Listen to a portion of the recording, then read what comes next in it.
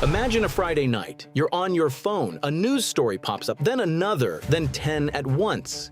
Your brain is still trying to process it, but your stomach has already processed it. There's a feeling that has no name, but anyone who's experienced it knows exactly what it is. It's the second the panic begins. And from that second, everything happens too fast. I've studied all the major modern collapses: Argentina, Greece, Cyprus, Venezuela, the Soviet Union, and I've discovered something that truly disturbed me. They all have the same tipping point, a single moment when the silent phase ends and chaos takes over. I call it a collective detonation. It's not the collapse itself, it's the exact second when millions of people wake up to the danger at the same time. And when that happens, the result is always the same. Always. The system stops working, not in days, in hours. Greece, Sunday, June 28, 2015. It was 11 o'clock at night when the Prime Minister appeared on television. The message was short. The banks would close tomorrow. Withdrawals limited to 60 euros per day. That's all. In less than 40 minutes, 35% of the country's ATMs ran out of money, restocked in the early morning. Queues at 3 in the morning in front of closed branches. Retirees on the sidewalk waiting for daylight.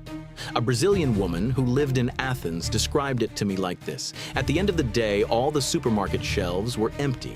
It looked like there had been a bombing, and the banks hadn't even collapsed yet. Here's what most people never understand about panic. It's not a consequence of collapse, it's the cause. When everyone rushes to the bank at the same time, no reserve can withstand it. Fear creates exactly what it fears. Cyprus, 2013. The government announced it would confiscate part of the bank deposits to pay the country's debts. People destroyed ATMs in the street. Physical fights broke out in front of bank branches. A man tried to break into a bank with an excavator. He wasn't a criminal. He was a family man. He was terrified. He was going to lose his life savings. Panic doesn't choose who it transforms. The signs that the collective detonation has already begun are always the same. Pay attention. Lines at ATMs before dawn. Supermarket shelves empty in less than a day. Gas stations with limits on fuel consumption per customer.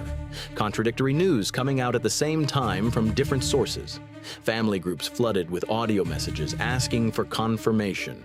When you see 3 of these signs at the same time, know this: Phase 2 has already begun, and the window to act calmly is closing. Now I need to tell you something that goes against everything your instincts will scream. The correct response at the moment of detonation is not to leave. It's not to run to the bank. It's not to go see what's happening. A survivor of the Greek crisis told me something I've never forgotten. He said this: the first to get hurt weren't the unprepared. They were the curious, those who went out to see for themselves, those who just went to take a look, those who thought they were getting there before the crowd. The crowd doesn't announce its arrival, it's simply there. And those in the middle of it didn't choose to be there. They chose to leave home. There's a mistake almost everyone makes in the first hours of panic. It's not a lack of preparation. It's not a lack of resources. It's an impulse. An impulse that seems completely rational at the moment it happens. You hear the noise outside. You see the movement through the window. And a voice inside you says, I need to see what's happening. That voice has already killed many people, and it will kill more. Argentina. December 19, 2001, night. The president declared a state of siege in a national broadcast. The message was clear: no one on the streets. What happened next is documented. Thousands of people left their homes with pots and pans in hand, not to loot, not to attack, just to watch, to protest, to be there. In the following 48 hours, 39 people died in the streets of Buenos Aires. 39. In 2 days. Most were not victims of a plan. They were victims of being in the wrong place. They were victims of curiosity. Here's what nobody tells you about collapsing crowds. They don't have intentions. They have direction. A panicked crowd doesn't decide to hurt you. It simply moves. And if you're in the way, it runs you over. This has a name in emergency psychology. It's called crowd crush. It's not organized violence. It's physical. Bodies against bodies. Pressure that no human being can withstand. in fights over food, money, gasoline. Those who are seriously injured are rarely the ones who fought. They are the ones who were squeezed, the ones who tripped, the ones who arrived to watch. The signs that the streets have become dangerous appear in this order. First, the police disappear or change their approach. When policing vanishes or begins to act unpredictably, public space ceases to have rules. Second, groups form on street corners without a clear destination. It's not organized protest, it's energy without direction. Third, businesses close earlier than usual. Shop owners know before you do. When the shutters come down in the middle of the day, it's not an accident. Fourth, smoke appears. It doesn't matter where it's coming from. When you see smoke, the window is already closed. You're too late to leave safely. What do you do when the signs arrive?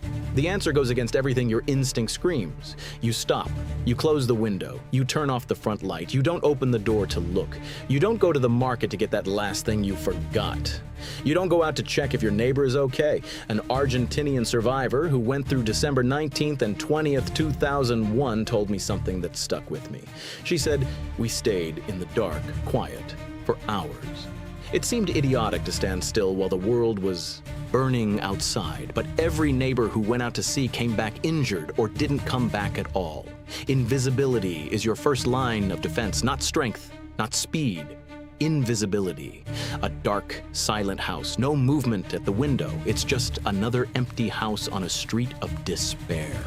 Nobody stops in front of a house that doesn't exist. The target is always whoever appears. The target is always whoever leaves. The target is always the curious. And the most disturbing thing of all, most curious people don't think they're curious. You think you're acting. You think you're solving something. But out there, in a moment of collapse, there's no difference between the man who went to loot and the man who went to watch the looting. To the crowd, to the police, to those in panic, you're just another body on the street. There's a moment in every collapse that kills more people than the initial chaos. It's not the explosion. It's what comes after. It's the silence. You spend the first few hours hiding, afraid, with your heart in your throat, and then it stops. It's quiet outside. You look through the crack in the window. There's no one there. And a voice inside you says, "It's over." That voice has already killed many people. Sarajevo, Bosnia, 1992. In April of that year, the city awoke under siege. Overnight, a survivor named Nadia Halilbegovic described it this way: "Nobody expected it. We had a normal life before the siege. A few hours later, everything had changed completely. What nobody knew at that moment was what would come next. 1,425 days of siege, 4 years, an average of 329 bombings per day. The city's main avenue gained a name that became etched in history: Sniper's Alley. Walking through it was like playing Russian roulette. Anyone visible on the street was a target. It didn't matter who, it didn't matter why. And it was in this environment that the most lethal pattern of all emerged: complacency. At the beginning of the siege, every shot was a shock. Every explosion stopped everything. But months later, something disturbing happened. People started having coffee on their balconies while snipers fired from blocks away, not because they were brave, because they forgot. The human brain wasn't made to live in constant alert, so it turns off the alarm. It starts treating danger as routine. And routine makes you commit exactly the mistake you swore you'd never make. The signs that complacency is already creeping in are subtle. You start opening the window because it's hot. You go out for a second to check the car. You go to the neighbor to ask what's going on. You think a day has passed. Everything must be fine. You decide you'll just go to the market quickly and come back. Each of these decisions seems reasonable in isolation. It's the combination of them that kills. A Brazilian journalist who was in Sarajevo during the siege recounted how he survived. He walked close to the walls, never in open spaces. He observed where the locals went and followed the same path. He never crossed a street without first calculating his angle of vision. He said that his greatest fear wasn't the bombing. It was missing his schedule and being caught on the street after dark. What do you do to avoid falling into the trap of silence? First, establish fixed rules for yourself before you need them, not after assessing the situation, beforehand. Because in the moment, Your brain will create justifications to break the silence. It will seem reasonable. Second, understand that silence does not mean safety. It means you haven't yet seen the danger. These are completely different things. Third, never make decisions based on how much time has passed. 1 hour of calm is not a sign of anything. 12 hours of calm is not a sign of anything. Danger doesn't respect your schedule. A Sarajevo resident named Meliha Varishanovic became famous during the siege. Not for shooting, not for fleeing. She became famous for dressing up every day. She put on her best clothes, she applied makeup, and she went out to walk the dangerous streets with her head held high. Not out of carelessness, out of resistance. She knew exactly the risk she was taking. She calculated every step, and she consciously chose when and how to expose herself. The difference between her and those who died wasn't courage, it was awareness. She never went out of curiosity. She never went out to see what was happening. She went out because she needed to. And when she needed to, she already knew exactly what she would find. Going out without knowing what you're going to find is the definition of being curious. And you already know what happens to the curious. After everything you've seen in this video, I need to ask you a question. A question that seems simple, but that most people never ask themselves. What separates those who survive from those who are swallowed up? It's not luck. It's not strength. It's not money. I've studied collapse after collapse, survivor after survivor, and the answer is always the same. One thing. Information used before you need it. Venezuela, 2016. Inflation was already over 1,000% a year. Supermarket shelves had more empty space than product. A whole monthly salary couldn't buy a dozen eggs. But there were two groups of people in that country. The first group woke up every day hoping things would improve. They hoped the government would solve the problem. They hoped the situation would normalize. They waited. The second group didn't wait. Silently, for months, they had been building small reserves. They saved dollars in cash when it was still possible. They formed barter networks with trusted neighbors. They learned to produce what they used to buy. When the crisis truly exploded, the difference between the two groups was brutal. One survived, the other begged, not because they were richer, because they had acted early, silently. Here's the truth nobody wants to hear. When panic starts, it's too late to prepare. The window closes before you realize it was open. In Greece, ATMs emptied in 40 minutes. In Argentina, supermarkets were looted in hours. In Sarajevo, those without savings on the first day of the siege spent months depending on UN charity. Or didn't. Preparation isn't for the emergency. It's for before the emergency. It's for now, when everything seems normal, when everyone thinks you're exaggerating, when most people still believe this will never happen here. The signs that you still have time to act are right before you. The bank is still open. The supermarket still has stock. You can still withdraw money. You can still choose calmly. These signs are not a guarantee that nothing will happen. They are a guarantee that you still have time. Time that the curious will waste looking out the window, time that the prepared will use building what cannot be taken from them.